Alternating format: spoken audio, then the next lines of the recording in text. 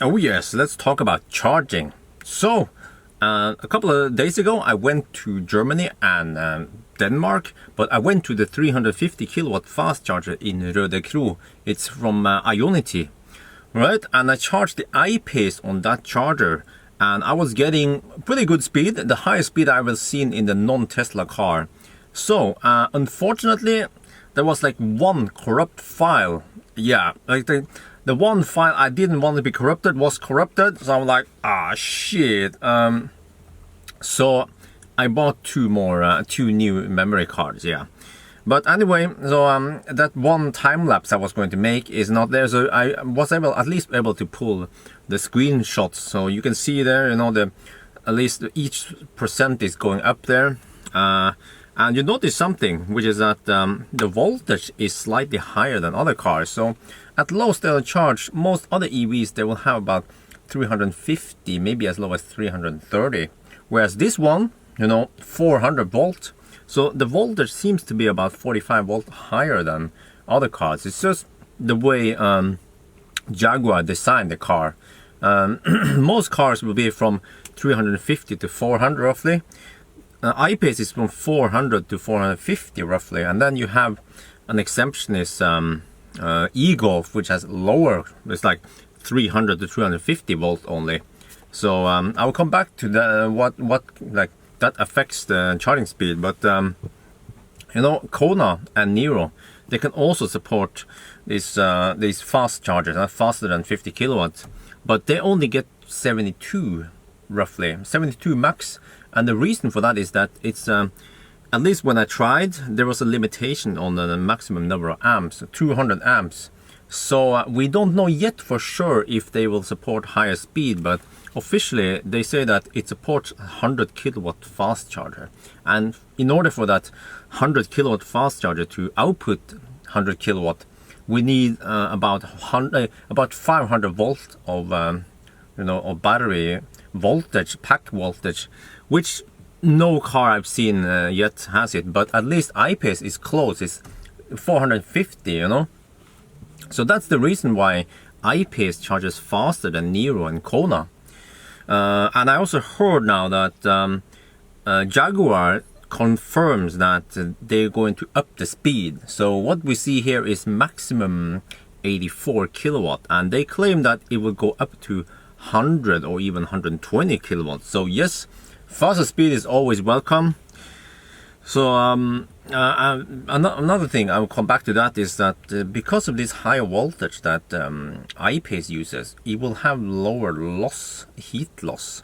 So it's a good thing. Yeah, I wish other cars also had higher voltage. But anyway, so now we are back on finally the video that is not corrupted. So you see that it tapers off, and it starts tapering off at 50%, but it tapers off more or less like Tesla, so it will like smoothly and gradually taper off, whereas Kona and Niro will have like a big step suddenly, a sudden step. Yeah, I will show you that soon. So I estimated that if you ride on these 100 plus kilowatt fast chargers, about 60 to 70% is where you should consider leaving and go to the next fast charger. Yeah, because if you stay too long, the speed will be lower than optimal, you know. Okay, so let me talk a little bit about this the higher voltage, what advantages it has. Because if you plug it in on a regular 50 kilowatt fast charger, for example my car, right, if I arrive with low state of charge, I will have only 350 volt. And if you do the quick math, 350 volt times, usually they deliver 120 amp. So you get like you get about 42 kilowatt in the low end. And then it gradually goes up. But then when it hits like the sweet spot, right? This also applies to other cars, not only Tesla. Kona, Niro, Ioniq, whatever, you know. It will just gradually go up until about 48 kilowatt, right? And you were like, oh yes, good speed, now we're getting somewhere. But then it has to taper off because the state of the charge is too high.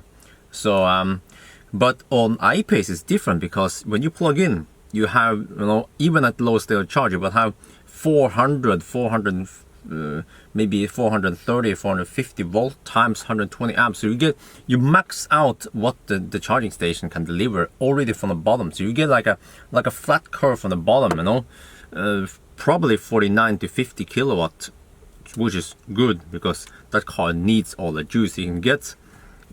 And then the worst case is e-Golf, which has lower voltage. It will probably charge at 36 to 42 only because of the low voltage. The high voltage is good, yeah, that's what I'm saying. But also you see here, okay, that if you were charging on a 50 kilowatt fast charger, then at around 85% is where you should when you should consider unplugging, because it starts tapering off. But it's good that it can keep that high speed all the way to 85% from zero, probably. Yeah,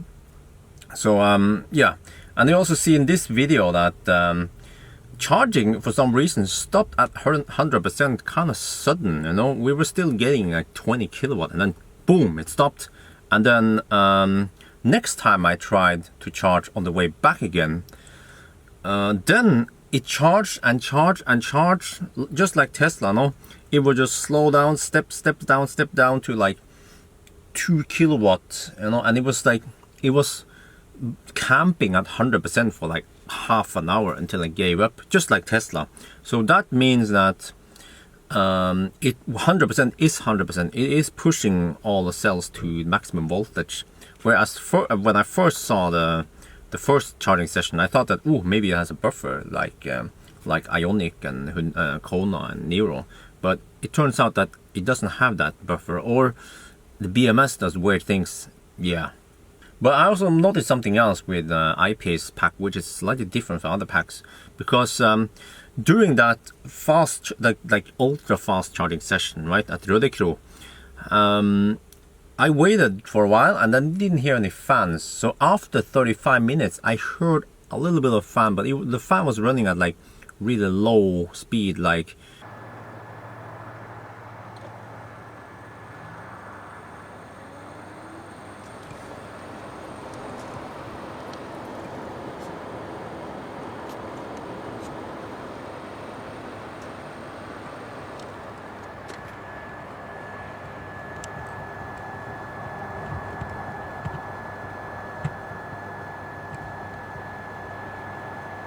I never heard it that loud before. I mean, I have never heard loud fans on I-Pace before, like unlike Tesla, because Tesla, when you plug it in the supercharger, after just 10 minutes, when it's getting full speed, the fan will go wild, like, woo, you know. But here was like very little fan noise. So I'm starting to think that maybe the I-Pace pack has lower internal resistance, because when I was hammering it in Germany, right, full speed 200 kilometers per hour, and when I arrived at Busdorf and I juiced up there, I was like, I noticed that the fans weren't running.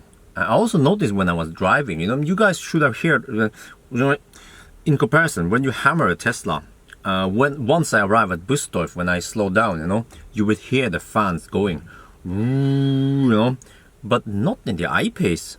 So higher voltage on the I-Pace helps a little bit, because higher voltage means lower current needed to output the same power, and that means less heat loss.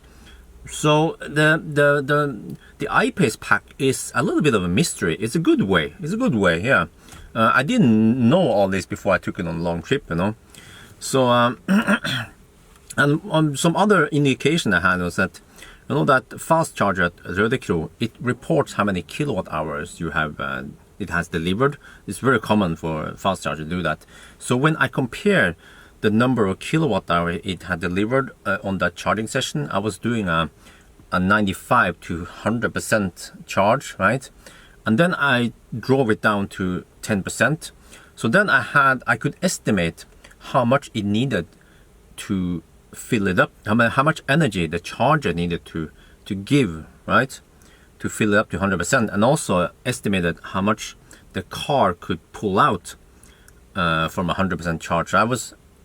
No, after all, I did a 95% charge and a 90% discharge, so it's a close enough approximation, and it according to my calculation, right, which can be off or there could be some other variables, but I concluded that it had only 4% charging loss on the ultra fast chargers.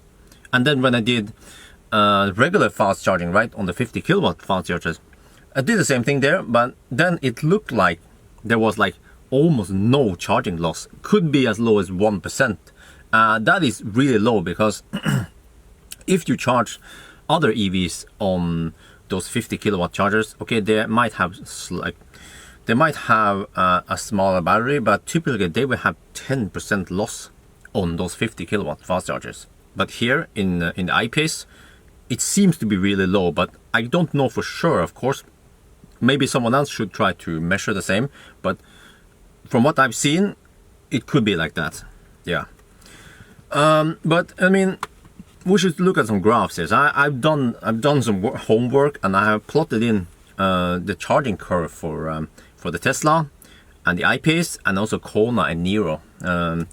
Why do I pull in these cars? Well, because these cars also support the 100 plus kilowatt fast chargers. Well, I could have shown you Ioniq, but Ioniq is like, I feel like it's like in a lower class. It has low range, small battery, much smaller battery, but at least this one can be somewhat comparable. So Tesla and I-Pace, they have 90 kilowatt hour pack, and then Niro and Kona has, I believe they have 70 kilowatt hour pack. Yeah, and you see that Tesla is fastest, and then I-Pace is pretty fast, but again, you see that the trend is that I-Pace, Niro, and Kona, they have like increasing power because of increasing voltage as you charge upwards. But again, Jaguar, they claim that they will up the speed. So maybe in a couple of software updates, we might see higher speed, maybe over 100 kilowatt. That would be great. Yeah, then it will compete with Tesla. But and also I mentioned earlier, Tesla and I-Pace, they have like a smooth tapering, whereas Niro and Kona is very sudden. Just suddenly at one point it will just drop, and then it goes for a bit, and then reaches the next break point, and then boom, drop. Yeah. But this one only tells you the charging speed. What matters is how many like kilometers per hour or miles per hour you can get, which means that you have to look at charging power in relation with like how much these cars consume. So in the next graph here, you see what I did was I based on my earlier measurements driving at 90 kilometers per hour, 56 miles per hour on dry road. I have some numbers on each car, right? And in this example, I used the Model X, the Tesla. If you use the S, then you will have lower consumption and better numbers. Also, if you use the 100 pack, you will also have better numbers. But we use the 90 because then we can compare it with I-Pace. So you see that Tesla is again the highest one, but Niro and Kona, they get very good charging speed because they are so efficient. Whereas I-Pace is somewhat like low, yeah, because it's so thirsty and it charges slower than Tesla. But this is the situation today, maybe in a couple of weeks or in a couple of months, then hopefully Jaguar will up the speed, and then I-Pace will be on par with at least the other cars. Yeah, it doesn't really matter if it's like 500 or 550 kilometers per hour. It's still pretty fast. But yeah, I think that was it. A video about charging speed on various cars. I think it could be interesting for you guys to know the differences and like how fast do they charge and what can you expect once these 100 plus kilowatt fast chargers pop up and you can use them on your whatever EV you have, not only I-Pace. But yeah, so I guess that's it for now. I hope you guys enjoyed this video and it was useful for you. So talk to you guys later.